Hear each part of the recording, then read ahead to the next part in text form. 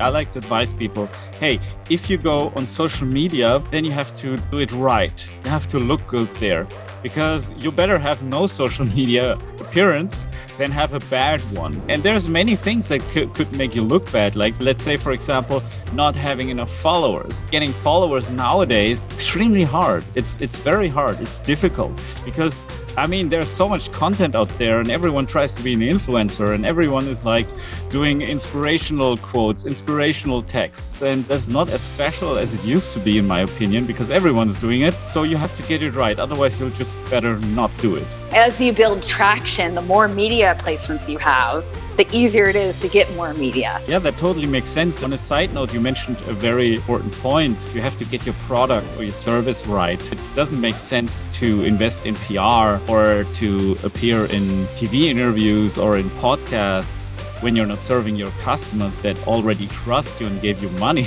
If you know your messaging, like everything's nailed down, you have launches that are in the works, like a team built out in place, that may be a time to hire a PR agency. As a serial entrepreneur, I'm always trying to evolve. Having great conversations with other high performers is one of the best ways to grow, not only in business, but also in spirit, health, and relationships. This is Svencast. Listen, grow, repeat. Getting customers is one thing. If you're doing a great if you produce a great product or doing a great service, that word will spread. But getting the best A players on your team, that's a whole different ballgame. And I feel like it's much more difficult because there's also other good employers. So you really have to, in my opinion, like in my experience, this PR thing helped a lot because, yeah, just imagine when someone, let's say someone is like a young talent, has finished college and university and has some experience and wants to work for the best company and wants to make the best career. How do you do that? Or what? How do you approach that? Of course, you Google a lot, and then you try to find the trustworthy sources around the company, around the employer, and not only them. And it's okay then to win them. Like I've had that multiple times where like I would have someone who applied to our company, everything looked great, the interview was great, we were really looking forward, and then someone in the last second was like last minute resistance, or even they jumped off. So what happened there? My opinion, it was like their relatives and friends being very like like uh, worrying for their career. Like they were like checking out and googling, and if then like another XYZ company that might not be as cool and as innovative as we are, but they are like they have a bigger name, and like it's something different if you're like working for Microsoft than for Digistore, for example. Oh yeah, Yeah. we feel that you're more safe with Digistore than with Microsoft. Mhm. Let's be conservative here, then this could be a factor. But if you have media coverage, if you have good PR, then you could even outperform those big company names. And Definitely. but you kind of need that. This is why this is like my main motivator for doing for doing PR. Actually, I want to get the best team. I want to have the best A players on our team. I want us to be a team of winners. And this is like one super important element. This is why I like to talk about PR. Um, how like, but like being, but if you look at from the perspective of someone who's a business owner, a small business owner, and if Mhm. you look at all the possibilities that you have with PR, like there is TV stations, there is newspapers, there is social media, there is whatever, Mhm. there's influencers. How do you approach what makes sense? Like Yeah. how could you even decide about that? That's a great point. And just quickly going back to you talking about the company side and people like Sure. hiring people, Yeah. that's a great point that PR for a company is really important because people are going to Google. And one of the great things about PR is you go to that news tab And if you have PR, your broadcast segments will show up there, your online print and print pieces will show up in that news tab. So it's really important. But yeah, as far as deciding what makes sense for you, small business owner, you're a team of one, let's say. So Yeah. I'd say you'd want to decide, okay, who is like what the purpose of PR is. So for you, you said that was for building a great team, which means I'd want to focus on media that are talking about like that maybe potential job people are looking for. Like they're looking for how to get hired, like tips for interviews or like Mm. how to get hired or best practices for remote work. So there's that side.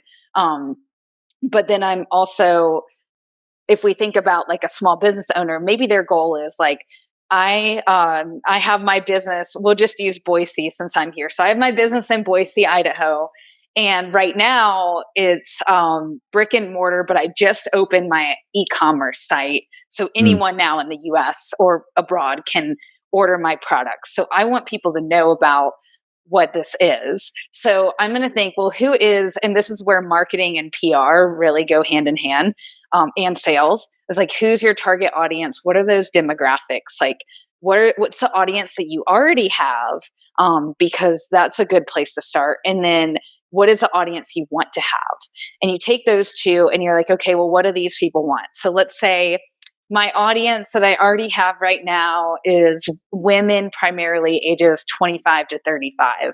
So I have that audience, but I really want to also tap into women ages like 35 to 50 or something.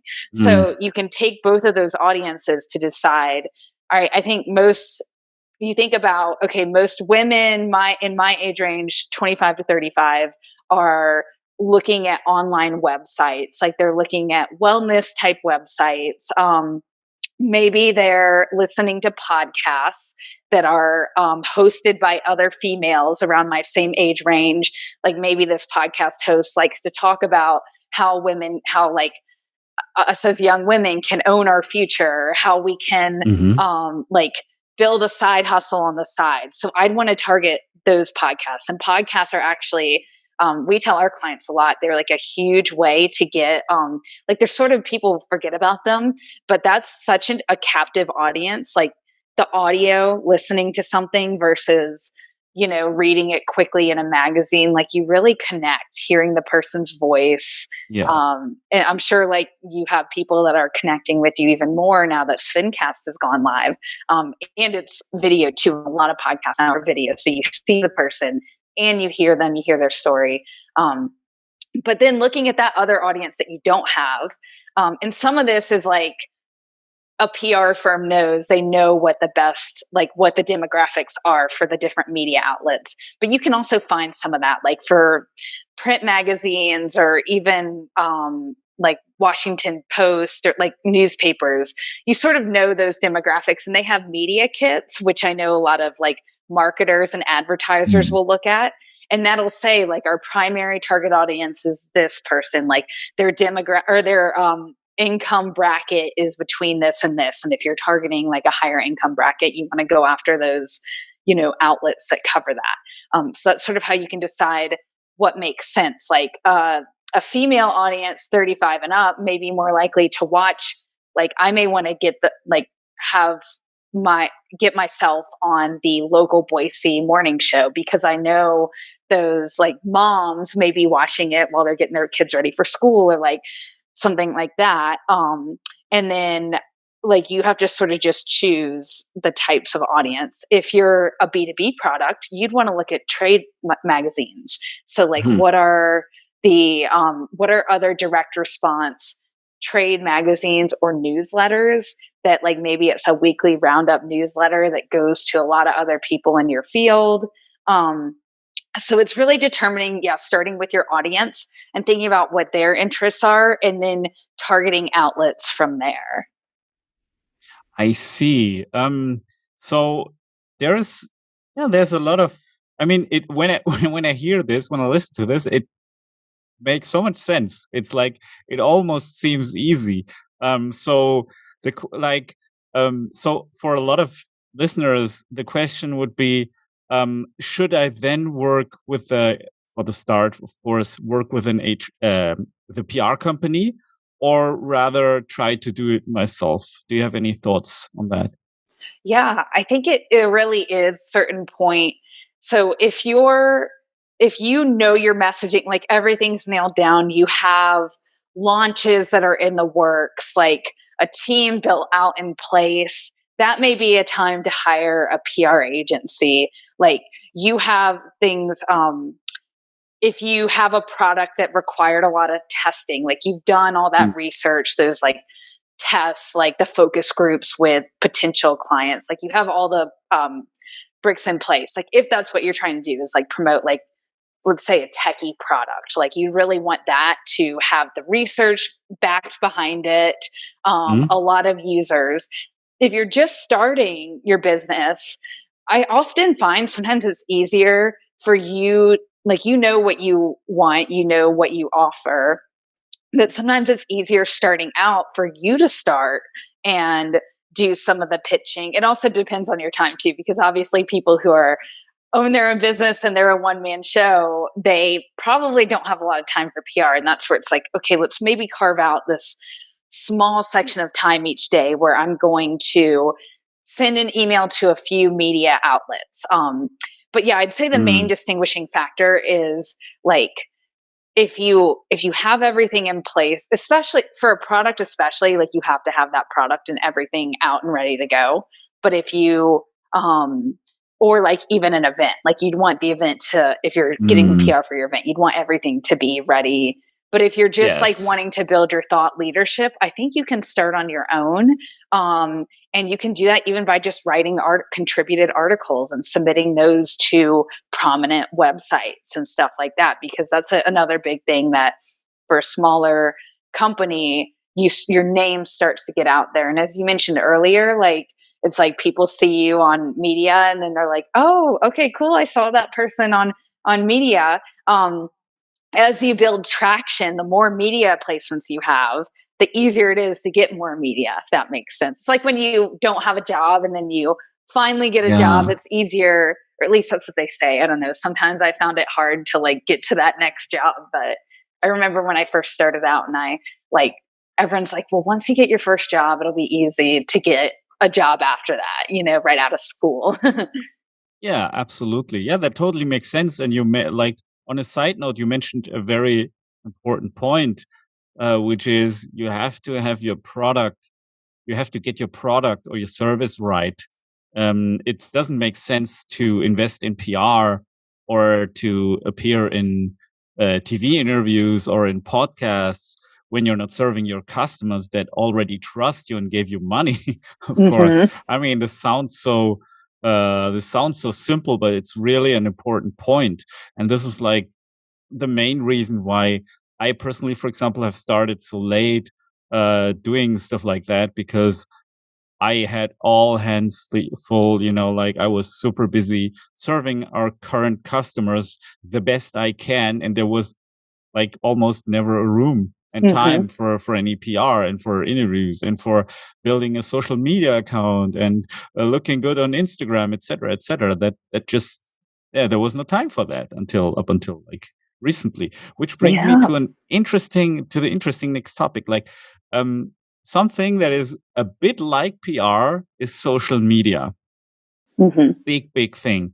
Um, how does it how can you like approach this topic together with PR? Let's say, okay, you're able to do products and services right, you're able to serve your customers, you're able to answer their requests and help them, so you're ready for the next step with PR and let's say social media as well. How would you personally approach social media, ideally from my perspective, because my situation is I have like this personal brand, entrepreneur brand, but I Hmm. also want to push my company and make it like a big brand. Ultimately, my personal brand is supposed to help the company, is supposed to help Digistore 24. And because people like to follow people versus companies, I'm bringing out my personal brand a little bit more. How, but still, how would you like from my perspective, approach this whole topic of PR and social media? How would you build it? What's your opinion here? Sure. Yeah. I think they do also go hand in hand. And actually, Super Connector Media, what makes us a little different is that we have we call it the amplification team, and their whole job is to, so like first I'll talk about this part and then I'll go back to like social media in general. But our amplification team takes like when Sven is featured on the Gary V podcast experience or something, our amplification team takes that podcast interview and writes up social media posts, like tells you who to tag. Like you want to tag Gary V. You want to post it both on your personal as Sven and then on Digistore 24, and writing out like here's some of the, like I was just on Gary V. We talked about these awesome topics. Like, thank you so much for having me, Gary. And you're tagging these people, like, or if you were on in entrepreneur.com, like you're tagging Entrepreneur Magazine on Instagram, or like we have a separate post for LinkedIn, you're tagging them. And that's helping to show, like, because one of the things is people will get PR and then maybe they just like, cool, I got it, awesome. And that's it. And then they forget to share it with their audience. So then, like, maybe random people see them on this like TV station, but maybe not. And then they don't know about it. Whereas if you're amplifying it and you're saying, like right after it, you're saying, here's like, here it is, then like your audience that follows you on social media can see it. And again, it builds that brand awareness and that thought leadership as you, Sven, like being on it. And like with you, you have two platforms. And I think building your personal brand, like you said, is really important because it ultimately helps boost Digistore 24. Like you may have some other topics that, like you were like talking about wellness earlier. Like we may want to have you on a wellness podcast or like on a TV show talking about workplace wellness, because that's going to show you as like you personally are passionate about that. And like you're also leading your company towards that. And like for hiring, that's a huge thing nowadays is wellness within the workplace. So it's like a dual purpose. And so I think that one of the things with social media is reporters or producers, specifically for TV, when I pitch Sven Platte to talk about workplace wellness and the benefits of standing at work all day and like why employees should move around or something like that, they're going to go to your social media profiles. They're going to check out your Instagram, and they're going to look for videos of you maybe on other media, or they're going to look and just see, all right, what's he look like? What is his vibe? And that's mainly because obviously TV is very like visual. They want to know like how you hold yourself, what sort of your personality is like, because they're not going to have someone on a show who's like, hey, I'm just really excited to be here and I run Digistore 24. Like they're going to want someone like you that's Mark Zuckerberg. Yeah, that's a good point. I guess if you're him, that's like one of the rare situations. That's a hint. That's actually a really funny point. Yeah, I never think about that. It's unfair. There's some people like that who, because of their companies, they do get little like they're on TV because of their companies. But in general, like you want a bubbly personality. So I recommend like when you're deciding to take that step into PR, just as the products need to be in place, the social media needs to be in place, and you can grow them simultaneously. But like working on maybe some of the same things that your PR agency or you are pitching is what you're also sharing on social, and you're doing like a combination of like thought leadership about like, all right, here's me, Sven, talking about like my daily routine to maximize productivity one day, and then the next day you're talking about Digistore. So like it's a reminder to both you and your audience, or not you, to your audience about like what you do and why your company Digistore is successful. Yeah, you know what's really tricky about this? If you're on social media, like I like to say, I like to advise people, hey, if you go on social media, then you have to do it right. You have to look good there, because you better have no social media appearance than have a bad one. Or and Mhm. there's many things that could make you look bad. Like let's say, for example, not having enough followers, and getting followers nowadays is extremely hard. It's Mhm. very hard. It's difficult Yeah. because I mean, there's so much content out there, and everyone tries to be an influencer, and everyone is like doing inspirational quotes, inspirational texts, and yeah, follow your heart and follow your passion. That's not as special as it used to be, in my opinion, because everyone is doing it. Um, so you have to get it right. Otherwise, you'll just better not do it. In the following episode of Svencast. Biggest thing, which like on my personal accounts I do not do, but I tell everyone else to do it, is to interact. So like finding other people in the space that you admire and you follow them, you like them, you comment on their stuff. That's the big thing. You ask thought-provoking questions. So What do you think about TikTok? honestly, I do not have a TikTok. I consider myself, I'm young, but I consider myself like an old lady that like I can't even handle it. If you enjoyed this episode, hit the subscribe button and never miss an episode of Svencast again.